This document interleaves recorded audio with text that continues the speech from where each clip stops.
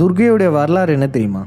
முதல்ல துர்க்கையுடைய வரலாறை முழுமையாக மீட்டு எடுத்தவர் முனைவர் திரு பாண்டியன் ஐயா.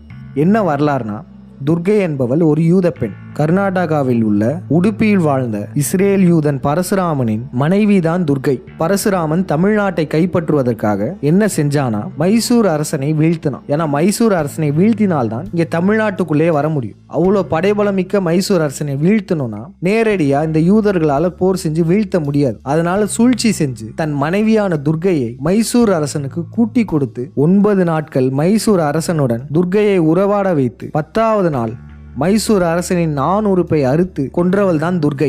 இந்த 9 நாளை தான் நவராத்திரின்னு சொல்றாங்க. 10வது நாள் மைசூர் அரசனின் 4 உறுப்பை அறுத்த நாள் தான் விஜயதசமி.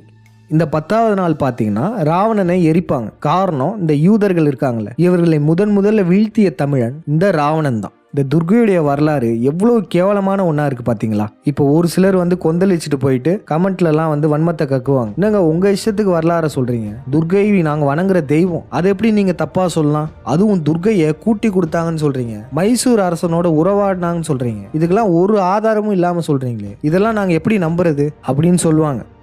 அது எப்படிங்க? பல நூற்றாண்டுகளுக்கு முன்னாடி நம்ம முன்னோர்களை வீழ்த்தி நம்ம எதிரிங்க வெற்றி அடைஞ்சாங்க. அன்றிலிருந்து இன்று வரையும் இந்த யூத பிராமணர்களும் இந்த வடுகர்களும் தான் நம்மளை ஆட்சி செஞ்சிட்டு இருக்காங்க. அப்படி இருக்கும்போது நம்ம ஆதாரங்கள் எப்படி தேடுறது?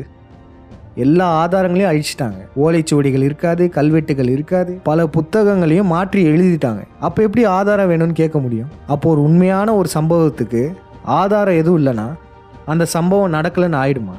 முனைவர் திரு பாண்டியன் ஐயா அவருடைய சொல்லாய்வு மூலமாகவும் ஆந்த்ரோபாலஜிக்கல் ஆய்வு, வரலாற்று ஆய்வு, புராணங்களிலிருந்து ஆய்வு செய்யறது, திரைப்படங்களை டீகோட் செய்யறது, இதன் மூலமாக தான் இந்த ஆய்வுகள்லாம் செஞ்சிருக்காரு. முற்று முழுதாக எல்லா ஆதாரங்களையும் அழிச்சதுக்கு அப்புறம் மீண்டும் நம்ம உண்மை வரலாறை தெரிஞ்சுக்கணும்னா இதன் மூலமாக மட்டுமே தான் நம்மளால தெரிஞ்சுக்க முடியும். இப்பயும் ஒரு சிலர் சொல்லுவீங்க, இதெல்லாம் ஒரு ஆய்வா? துர்க்கை மைசூர் அரசன் கூட 9 நாள் உறவாடி 10வது நாள் 4 உறுப்பை அறுத்தாங்கன்னு சொல்றீங்க. இஸ்ரேல் யூதனான பரசுராமனின் மனைவி துர்க்கைன்னு சொல்றீங்க. இதெல்லாம் எங்களால் எப்படி நம்ப முடியும்? இப்படிலாம் ஒரு சிலர் சொல்லுவாங்க.